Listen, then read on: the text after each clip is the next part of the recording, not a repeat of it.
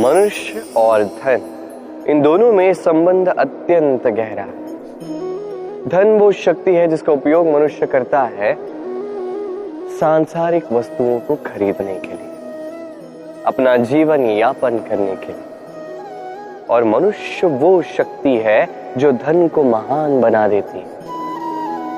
अब एक बात है, उपयोग करना चाहिए धन का और प्रेम करना चाहिए मनुष्य से।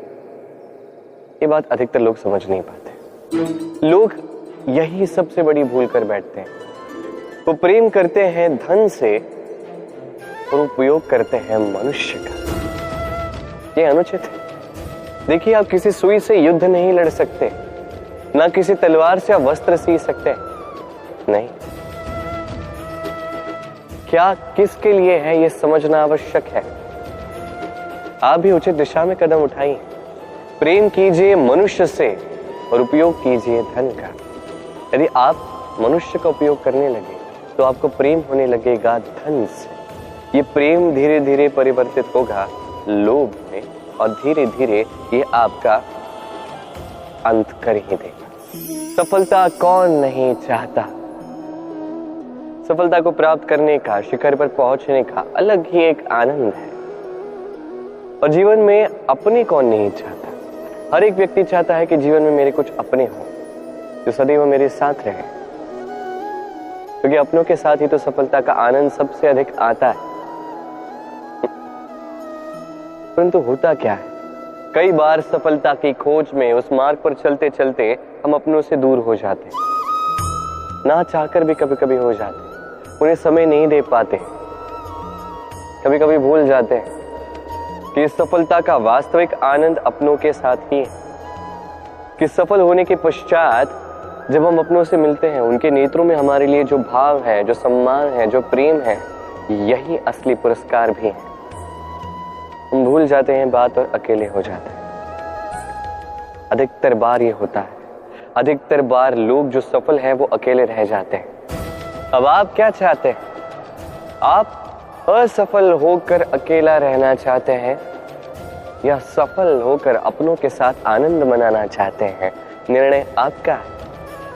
सफलता के पीछे भागिए, स्वयं को झोंक दीजिए, किंतु अपनों का साथ कभी मत छोड़िएगा। वो अपने जो आपकी सफलता के लिए उत्तरदायी है, वो अपने जिन्हें आपकी सफलता से सुख मिलता है, आनंद मिलता है, उन्हें कभी मत त्यागिएगा। भगवान और भक्त जब एक आकार होते हैं, जब भक्त अपने भगवान की ओर, अपने जीवन के उद्देश्य की ओर पूर्णतः समर्पित होता है, तब जन्म लेती है भक्ति। अब संसार में सारी आशाएं भले ही आपका साथ क्यों ना छोड़ दें, ये भक्ति आपके साथ रहेगी। भक्त और भगवान जब एक आकार हो जाते हैं तो उनमें कोई अंतर नहीं रहता। वो एक हो जाते हैं, एक व्यक्तित्व, एक अस्तित्व। इसलिए कभी भी जीवन में, किसी भी रूप में, किसी भी प्रकार में, किसी भी ईश्वर को मानिए, मन में श्रद्धा जागृत कीजिए, इस भक्ति को जागृत कीजिए। संसार में भले ही सब कुछ आपको छोड़ के चला जाए, तब भी ये भक्ति केवल आपका उत्थान ही करेगी। तो मन में इस भक्ति को जगाइए। शब्द ही शून्य, शब्द ही आरंभ, शब्द ही अंत भी, शब्द ही अमर है, शब्द ही भ्रम भी। ये शब्द अत्यंत विशेष है। किसी रोते को हंसा देते हैं, किसी हंसते को रुला देते हैं, किसी के मन में ऊर्जा जागृत करते हैं तो किसी के मन को कांटा बनकर चुभ जाते हैं।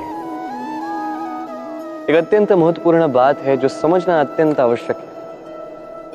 आपका मन, आपका हृदय कितना भी शुद्ध क्यों ना हो, कितना भी पवित्र क्यों ना हो, आपकी विचारधारा कितनी भी स्पष्ट क्यों ना हो, यदि आपकी वाणी पवित्र नहीं, यदि आपके शब्द शुद्ध नहीं, तो ये आपको आपके कर्मफल को भोगने पर विवश कर ही देते हैं। एक सरल सा उदाहरण देता हूं।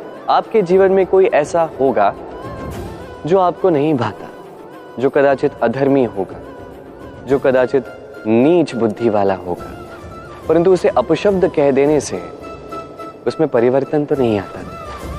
उसकी मानसिकता तो नहीं बदलती, बस मन में प्रतिकार की भावना जागती है, द्वेष की भावना जागती है और कुछ नहीं। इसलिए इन शब्दों पर नियंत्रण रखिए, इस वाणी पर नियंत्रण रखिए। श्रेष्ठ से श्रेष्ठ व्यक्ति को भी सावधान रहना पड़ता है, क्योंकि यदि इन शब्दों का प्रयोग उचित ना हुआ तो आजीवन निशब्द होकर रह जाते हैं लोग। वरदान और श्राप, ये दोनों एक ही सिक्के के दो पहलू हैं। ये वरदान हमें कई कारणों से मिलता है, कभी हमारे परिश्रम के कारण, कभी तपस्या के कारण, कभी हमारे पुरखों के परिश्रम और तपस्या के कारण। परंतु ये वरदान कब तक वरदान ही रहेगा ये हम निश्चित नहीं करते। ये निश्चित करते हैं केवल हमारे कर्म। यदि आपको उदाहरण दूं तो किसी रेशम के कीड़े को देखिए, उसे वरदान प्राप्त है कि वो अपनी सुरक्षा के लिए खोल बना सकता है। अब वो उसमें इतना मधांध हो जाता है कि वो एक ऐसा खोल बना देता है जिसमें स्वयं ही गिरता है, दबकर मर जाता है। इसका तात्पर्य क्या है?